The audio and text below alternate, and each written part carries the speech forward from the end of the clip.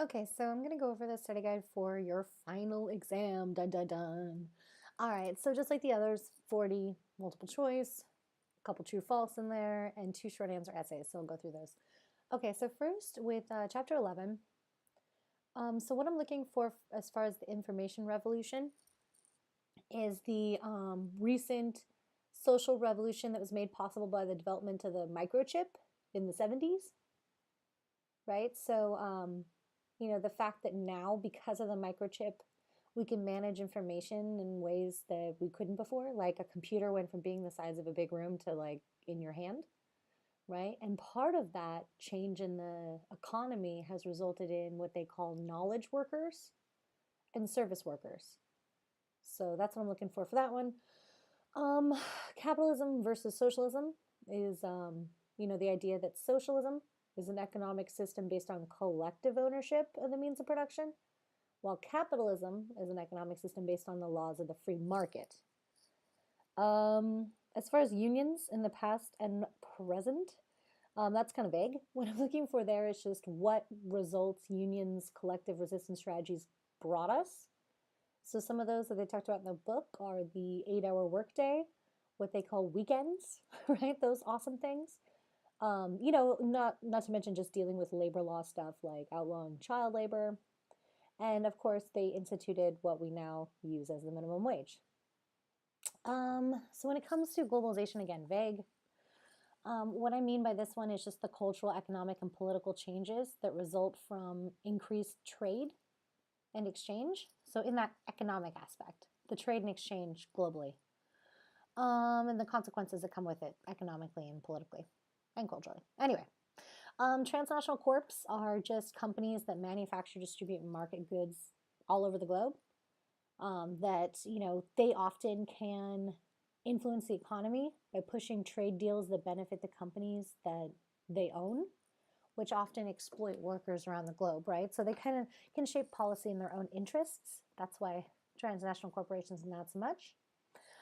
Sweatshop labor is, basically when people work jobs that are characterized by very little pay, right? Like sometimes cents an hour, long, long hours, often dangerous or strenuous conditions, kind of like the situation we're talking about with the videos I showed you of the triangle shirtwaist thing versus the one in Bangladesh, or the fact that Apple iPhone workers, they had to put suicide nets outside of the factories because people kept jumping to their death. That's an example of sweatshop labor. Outsourcing is when we basically contract out people who live in another country to do jobs that we would be doing here otherwise. So kind of that idea like you call your bank or a call center and it's going to be someone in another country because they have the same qualifications, but they're willing to get paid less. So that's what outsourcing is. It's not like offshoring, where offshoring is like you move an entire business to another country. Outsourcing is when you take like a specific job. Like you didn't move the entire bank to another country, but you moved the call center to another country. Hopefully that makes sense. Let's see. Oh, the third sector. It's just basically, this part of the economy that's volunteer based and, nonprofit based. So it's not focused on profits as much as it's focused on trying to help people. Yeah. Okay, chapter 14 stuff. Preventative medicine. Just the idea that it's a type of healthcare you use to avoid or stall the onset of a disease, right? So the more preventative medicine you have, you can avoid a lot of those long-term chronic diseases. Let's see. So acute versus chronic illnesses. Really just acute are the ones that kind of have a sudden onset, where it's like the common cold, like you get it and you either get better or die, right?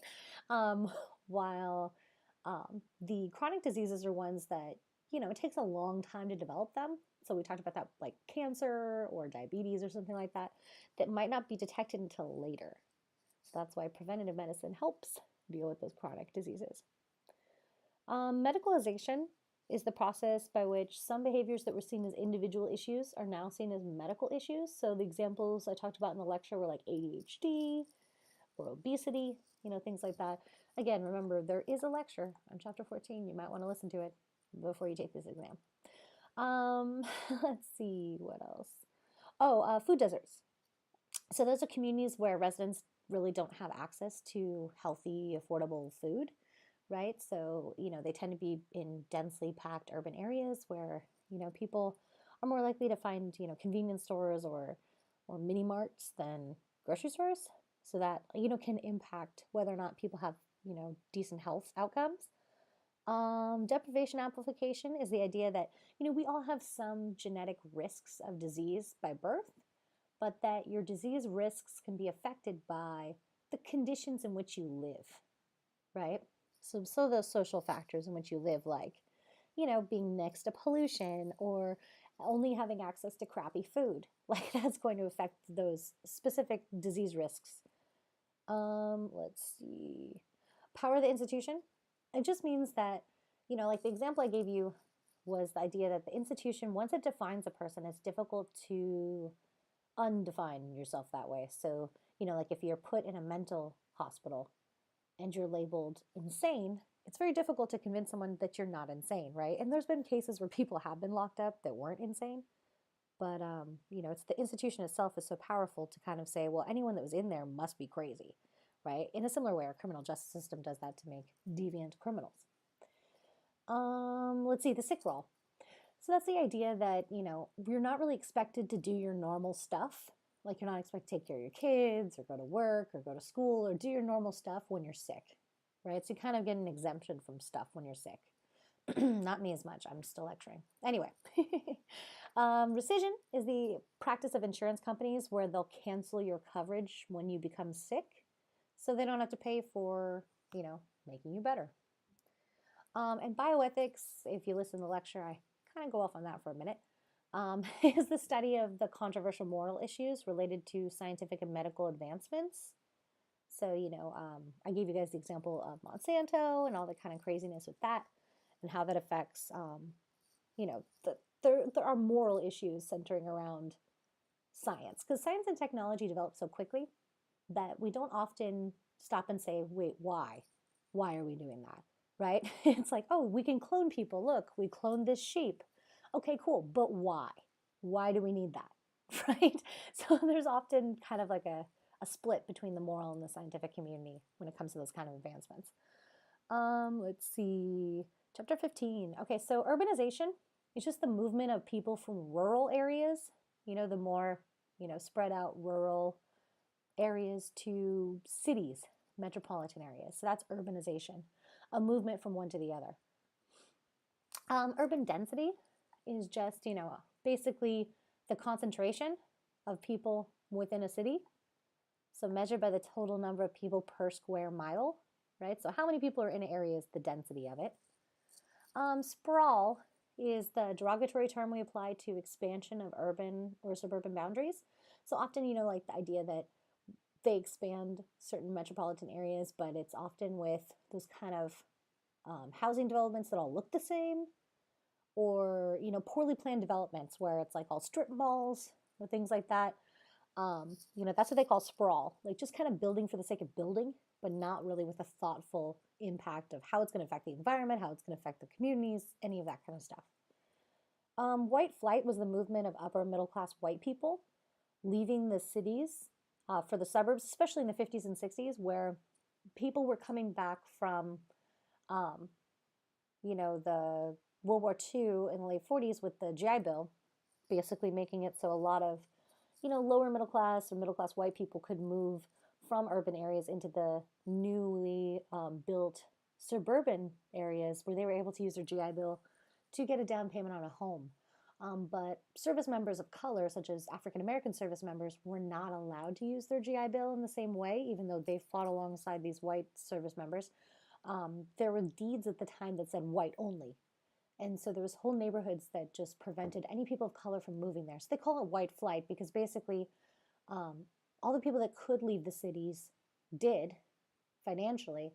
And then the cities became more and more endemically poor, just stuck in poverty as all those people moved away. So it just became much more racialized. But specifically on purpose, right? It wasn't as if it just happened to happen that way. It was specifically white people were given the opportunity to move away from people of color. So gentrification is the transformation of physical, social, and economic and cultural life of basically these former poor areas. So inner city neighborhoods, working class neighborhoods, where they try to put in developments to make them more affluent middle class communities. So kind of trying to pull the white people back in.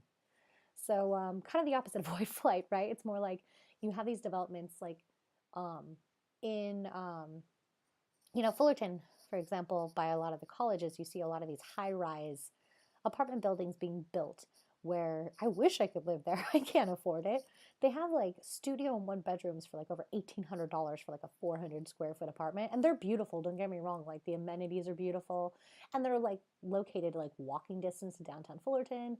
So they're pretty cool, yet they're ridiculously expensive. And that's because they're trying to pull in like rich white people from other areas to come kind of slum it up in these areas that thinking that if they can kind of turn the tide of who lives there, they can, produce better financial outcomes for that area. So there are like positive benefits to gentrification, at least if you're like a white person like me, right? Like in Anaheim, where I live, they did a process of gentrification in the downtown area. So now you have like 4+ vegan food places, which for me kicks ass. But at the same time, knowing from a sociological perspective the consequences of gentrification, I worry about those working class people that formerly had businesses there, the people in the local community that are now being kind of pushed out as more and more hipstery white people are moving in. That's a problem because then you kind of push people to a point where they really have nowhere else to go if they don't have the privilege of money to pay. So an extreme example of it would be the gentrification that's going on right now within San Francisco, where even like a tiny small one-bedroom apartment is now going for about $3,000 a month. So there's so many people that have lived there for generations, but now they literally can't. They just can't afford to, and they're all getting pushed out of what was their home. So that's why gentrification not so great. Anyway, utopia versus dystopia. So utopia is an ideal society where everything's great, right? And a dystopia is what happened. No, I'm just kidding. I'm not gonna go there. Dystopia is actually my favorite type of teen fiction genre, and also a great apocalyptic grindcore band. But it's this idea that social problems get worse, right? So utopia is like a vision of the future that's great. Like everything gets solved, everything's perfect. It's like Star Trek Next Gen, right? When they're like, okay, all the inequalities are solved. Let's just go like explore the galaxy and stuff. Versus dystopia that would be more like Hunger Games or something of that nature. Like, oh, in the future, one part of the country controls the rest of us, and we all have to like fight to the death for the entertainment of those people in privilege. Like, that's kind of the difference between the two.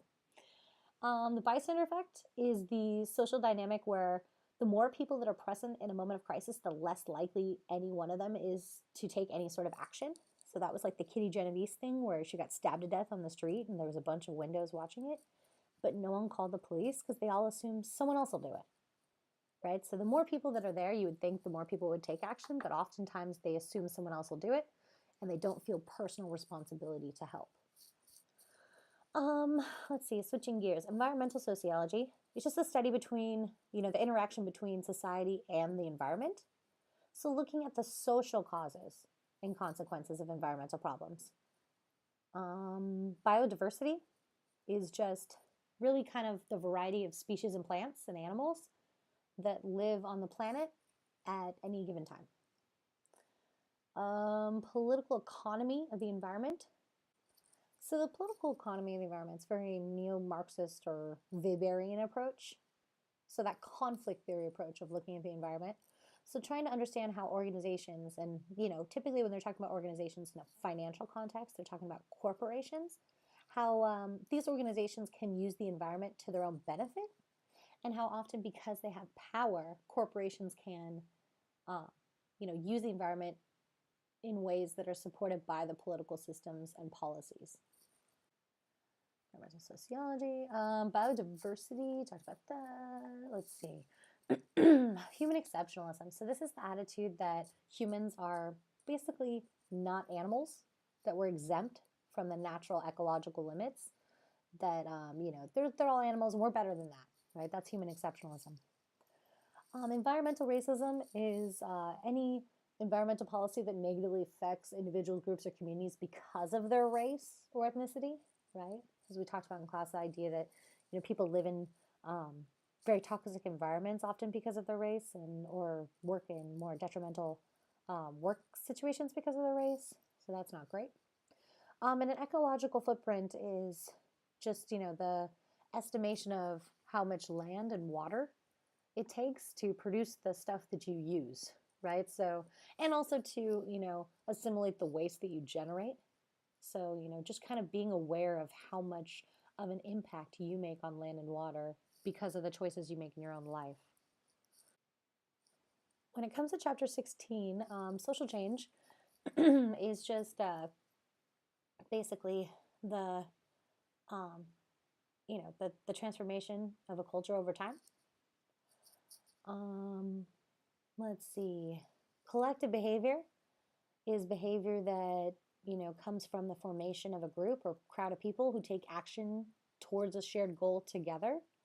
So collectively, right? Contagion theory is one of those early theories of collective behavior that suggests that people join crowds are like mobs, right? Like mob mentality, right? That they're infected with a mob mentality, so they can't reason, that they just all kind of go crazy.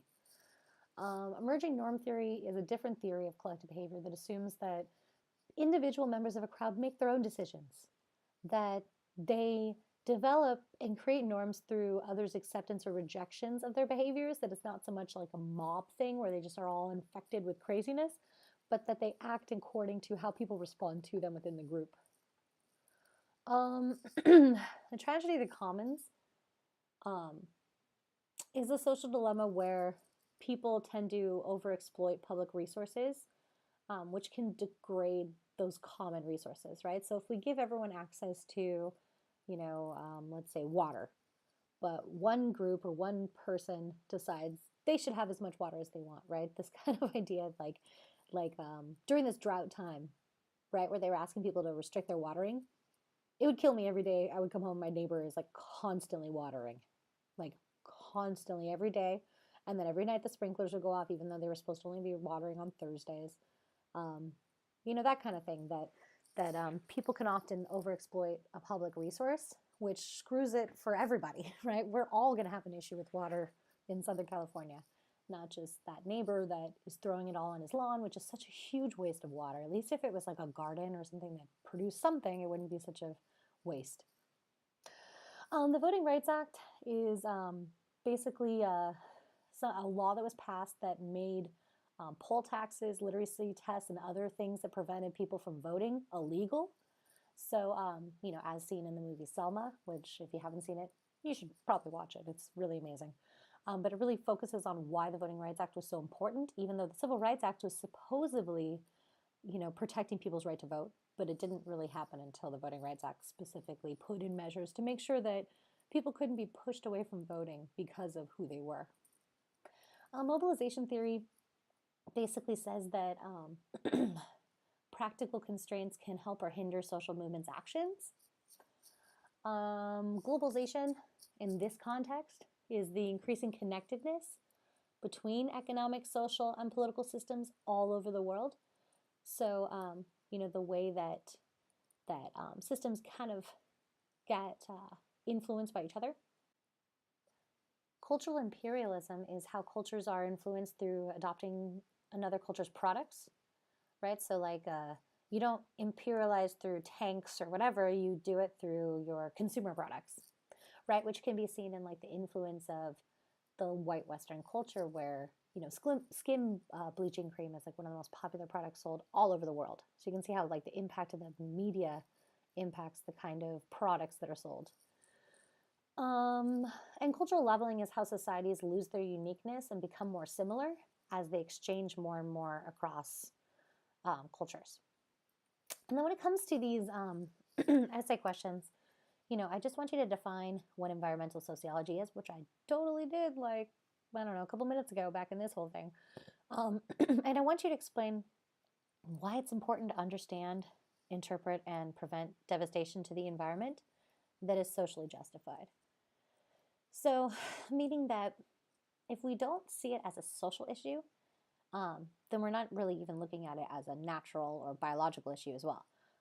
We have to understand that we have social ideologies that defend pollution, that defend um, oil and gas exploration and extraction, that defend the kind of system that we already have, that say things like clean coal, right, which isn't a thing, or kind of hold back the progress of alternative um, energies, right? So that those become a social justification. It has nothing to do with like facts or science or rationality. It has everything to do with the social and cultural beliefs that we have. So I want you to kind of elaborate on why is that important to understand so that we can, I don't know, not all boil to death on this planet. And number two, in response to the film Sicko, what are some of the differences between how the medical system operates in America versus other systems mentioned in the film, such as Canada, France, Cuba, etc.?